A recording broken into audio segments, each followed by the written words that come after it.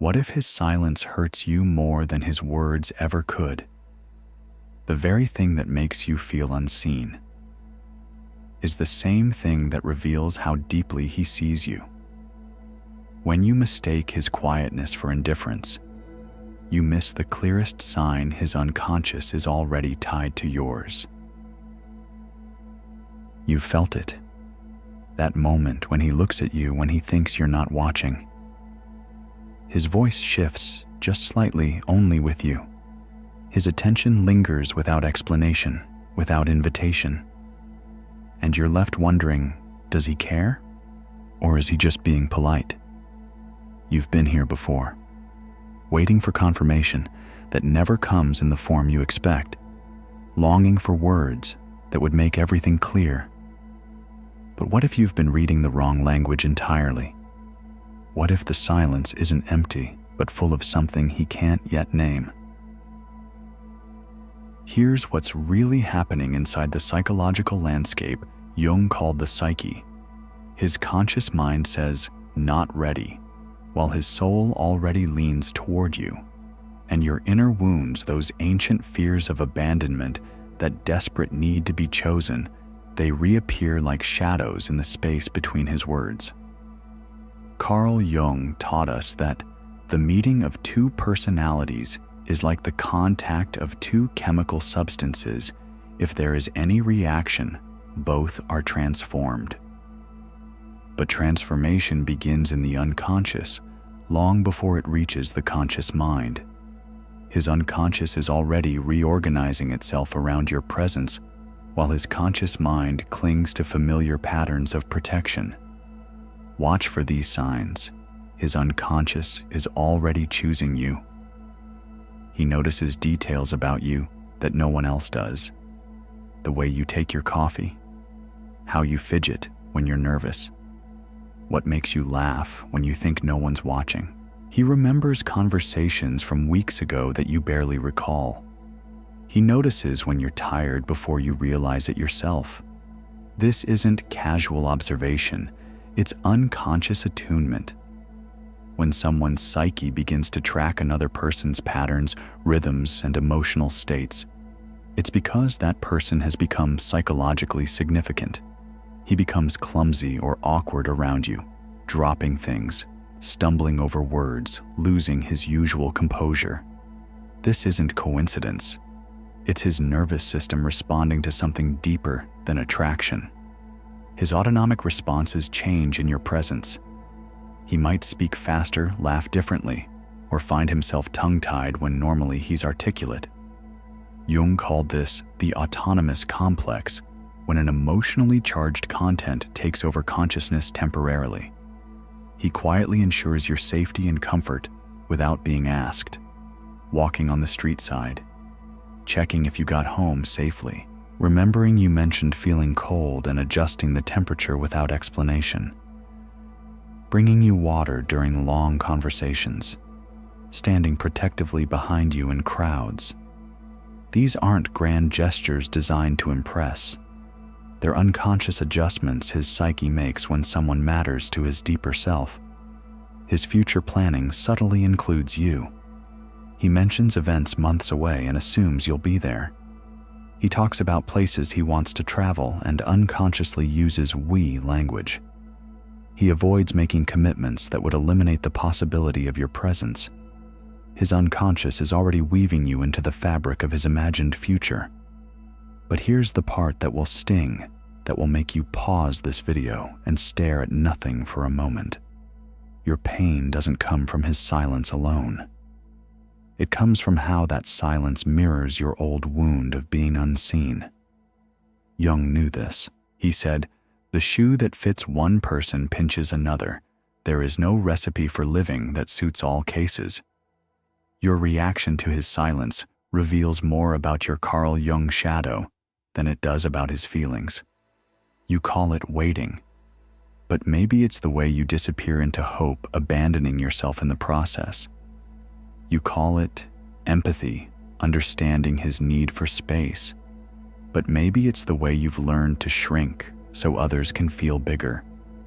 Every time you accept silence when you crave words, you teach both of you that your need for clarity doesn't matter.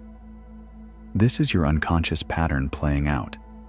The child who learned that love was conditional, that you had to earn care through understanding, through patience, through making yourself smaller. That wound doesn't heal when someone finally speaks the words you're waiting for. It heals when you stop abandoning yourself in the space between their words. You call it empathy, but maybe it's the way you disappear into what others need, losing track of what you need in the process. This is where two realities collide. His unconscious pulls him closer, while your unconscious projects fear from the past. And in that collision, neither of you knows how to move forward. He can't explain what he doesn't understand. You can't ask for what you're not sure you deserve.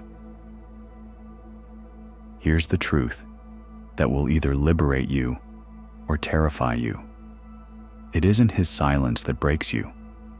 It's the echo of your shadow wound in that silence. When someone's presence becomes this important, when their attention feels like oxygen, when their mood influences your entire day, it's not just about them. It's about what their behavior activates in the abandoned parts of yourself. Let me tell you about Madison, a marketing director who met David at a professional conference. For 8 months, he would text her thoughtful questions about her work, remember details from conversations they'd had weeks earlier, even send articles he thought she'd find interesting. He'd drive 40 minutes out of his way to attend events where she'd be present. When she mentioned struggling with a project, he'd offer resources and connections without being asked. But he never used the word relationship, never defined what they were, never initiated conversations about exclusivity or the future. Madison became obsessed with decoding his signals. Did his consistency mean commitment? Did his thoughtfulness mean love? She would screenshot his texts to friends, analyzing word choices like an archaeologist examining artifacts. She'd stay awake, replaying conversations, searching for hidden meanings in his tone, his timing, his choice of emojis. The uncertainty was consuming her, making her question her own perceptions of reality. One day, Madison realized she was asking the wrong question. Instead of, "Does he love me?" she started asking, "Why do I need him to say it to believe it?" That question changed everything, because the truth was, David's behavior was already an answer. His unconscious had been choosing her for months. He reorganized his schedule around her availability, defended her ideas in professional settings she wasn't even part of, started talking about future plans that somehow always included the assumption of her presence. But Madison's wound, the one that demanded verbal confirmation before she could trust her own perceptions, that wound was making her miss the love that was already there. Jung called this projection. We don't see others as they are. We see them through the lens of our own unhealed wounds. Madison's father had been emotionally distant, expressing care through actions, but never words. Her mother had taught her that men's feelings needed to be coaxed into the open, that love required constant interpretation and translation. When he defends you without being asked, when he remembers what you said 3 weeks ago about your childhood pet, when he grows restless during your business trips, when his energy visibly shifts. When you enter a room, these aren't random behaviors. They're unconscious shifts that happen when someone's psyche reorganizes itself around another person. His nervous system has begun to track your presence and absence as significant data. His decision-making process now includes an unconscious consideration of your well-being, your preferences, your reactions. But here's the painful part that requires real honesty. Your dependency on words, on explicit verbal confirmation, reflects an unresolved need for external validation. It reveals the wound that taught you to doubt your own perceptions, to need constant reassurance, that what you're experiencing is real. Think about Haley and Justin. They worked together for 2 years. Justin would stay late to help Haley with difficult projects, bring her coffee during stressful days, even learned about her hobbies so he could engage in conversations that mattered to her. He'd text her on weekends with funny observations about their shared work experiences. He'd get visibly uncomfortable when other men showed interest in Haley, though he never explicitly claimed any right to jealousy. When Haley's grandmother died, Justin showed up at the funeral without being invited, somehow having learned the details from mutual friends. But when Haley finally asked where they stood romantically, Justin would deflect. "We're just friends," he'd say, though his behavior contradicted every conventional definition of friendship. Haley tortured herself over this contradiction until she realized something devastating. She was so focused on what Justin wasn't saying that she completely missed what he was doing. Justin Carl Jung's shadow contained his terror of commitment, yes, his fear of vulnerability, his belief that naming feelings would somehow destroy them. But Haley's shadow contained something equally powerful, her belief that love needed to be performed and announced rather than lived and demonstrated. She had learned early that care needed to be verbalized to be real, and that wound made her blind to the quiet, consistent ways Justin had already chosen her. His unconscious was voting for her every day, rearranging his priorities around her needs, protecting emotional space that belonged to her, growing possessive without claiming possession. But her unconscious was demanding a specific form of validation that her childhood wounds had taught her to require. The real question isn't whether he loves you. It's why his particular form of silence triggers your particular form of pain.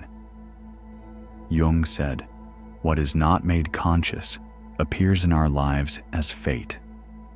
Your pattern of attracting emotionally unavailable people isn't fate. It's your unconscious seeking to heal the original wound through repetition. You keep choosing people who love in ways you can't quite trust, hoping that this time you'll finally learn to believe without proof. When you stop fearing his silence, you start hearing what it's actually saying. And sometimes, silence is saying, "I don't have words for this yet, but my life is already rearranging itself around you. I don't know how to speak this feeling, but my unconscious has already made its choice. I can't promise you forever, but I can show you that today, tomorrow, and every day, I can imagine I'm already considering your happiness as part of my own." Every time you stay in the confusion, you teach them you're fine being unseen. But what if the problem isn't their inability to see you? What if the problem is your inability to trust your own vision? This is where healing begins. When you start to see that his presence isn't a puzzle to solve, but a mirror to face.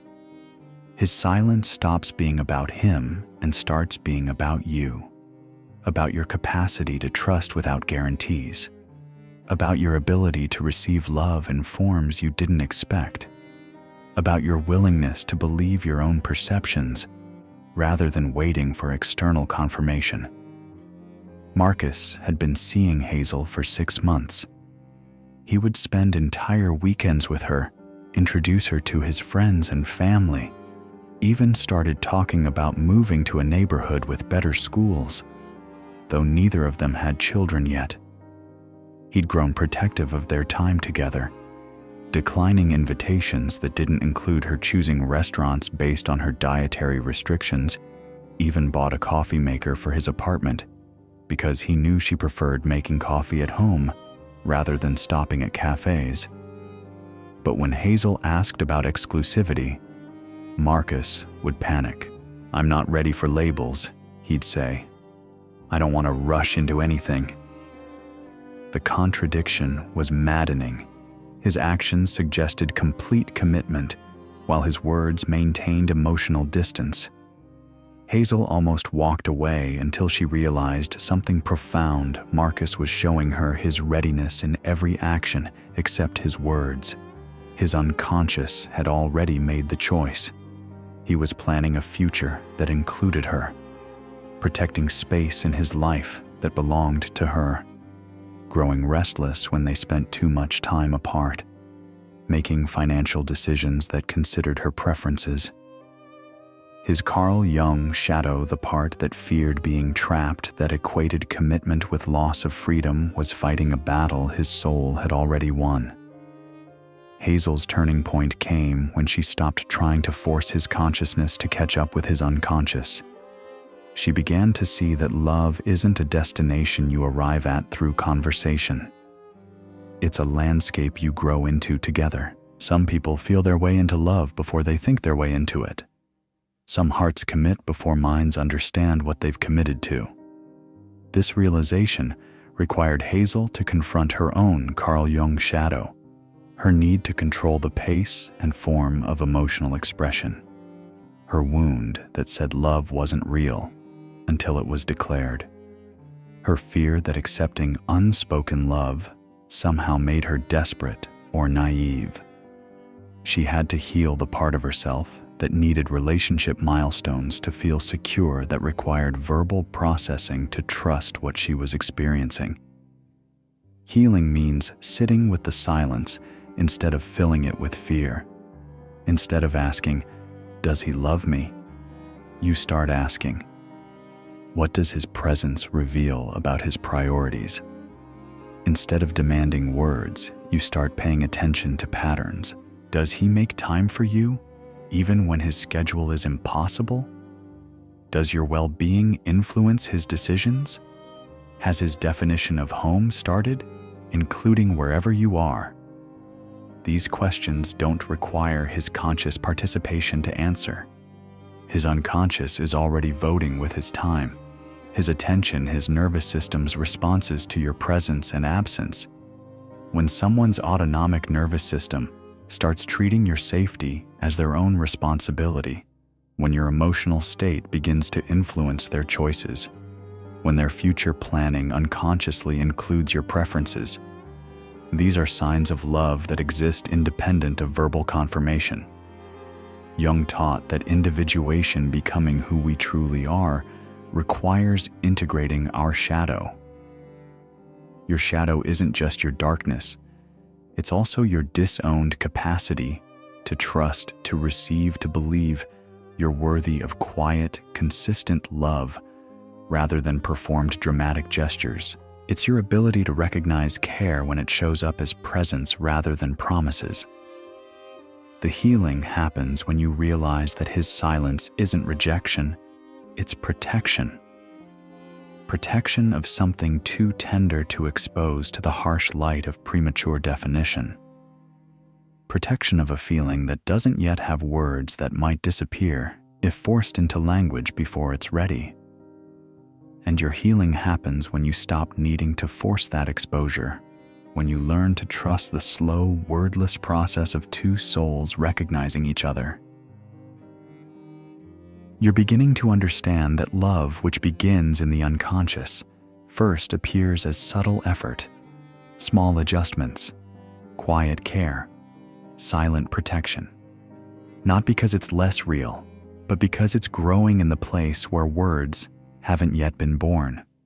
It's love in its most honest form, before it learns to perform itself, before it becomes conscious enough to doubt itself. Instead of obsessing over, "Does he love me?"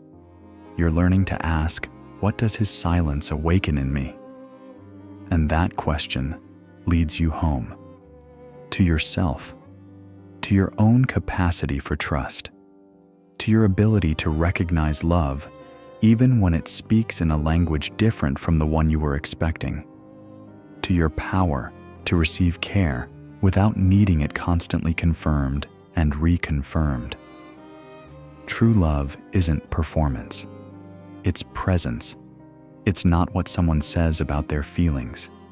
It's how their feelings change their behavior without them even realizing it. When someone's unconscious starts organizing itself around your well-being, that's not confusion. That's the beginning of love.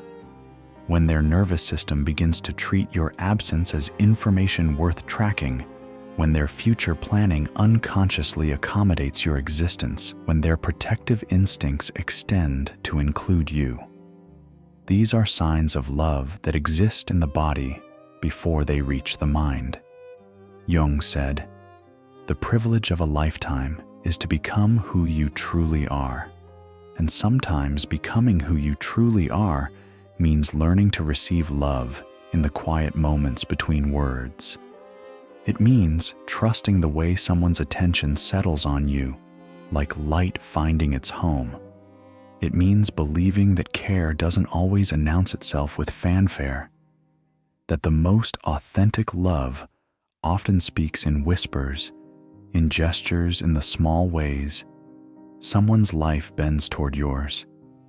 Your healing journey isn't about getting him to say the words. It's about developing the capacity to recognize love when it shows up as consistency rather than drama, when it arrives as presence rather than promises, when it speaks through actions that his conscious mind hasn't yet learned to explain. It's about trusting your own perceptions rather than waiting for external validation of what you're already experiencing. This is your Carl Jung shadow work, not just seeing his unconscious patterns, but facing your own. Why do you need external confirmation to trust your own perceptions? When did you learn that love needed to be loud to be real? What would it feel like to trust the quiet ways someone's life rearranges itself around you? What would it mean to believe that you're worthy of the kind of love that doesn't need to prove itself constantly? The wounded part of you believes that if he really loved you, he would say so.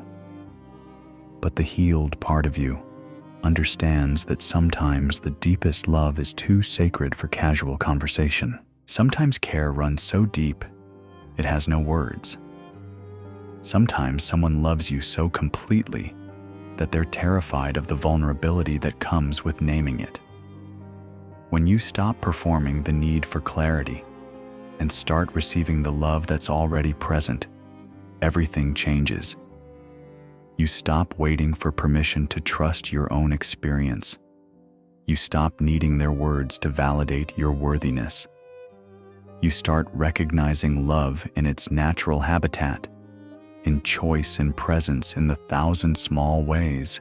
Someone's unconscious declares its loyalty to your happiness. His silence may confuse you, but it's also guiding you to listen deeper to him and to yourself. When you stop performing the need for clarity and start receiving the love that's already present, everything changes. You stop waiting for his consciousness to catch up with his unconscious. You stop needing his words to validate what his actions have already confirmed. The moment you stop fearing his silence is the moment you begin to hear your own truth. That's where love, real love, begins. Not in the words someone speaks, but in the space you both create for whatever wants to emerge. In the trust you build not through conversation, but through presence. In the recognition that some of the most profound love stories are written in silence and gesture, in the subtle ways two souls learn to dance together without music. Jung knew that everything that irritates us about others can lead us to an understanding of ourselves.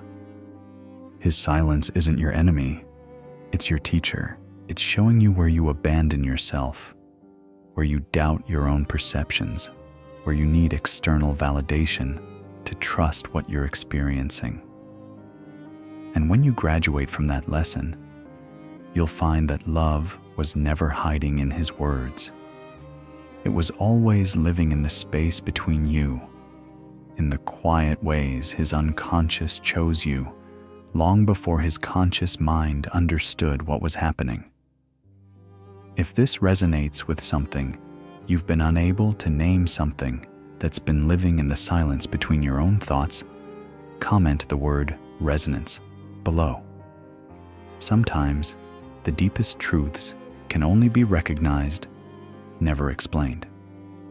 Sometimes, healing happens not when someone finally speaks, but when you finally trust your own ability to hear love in whatever language it chooses to speak.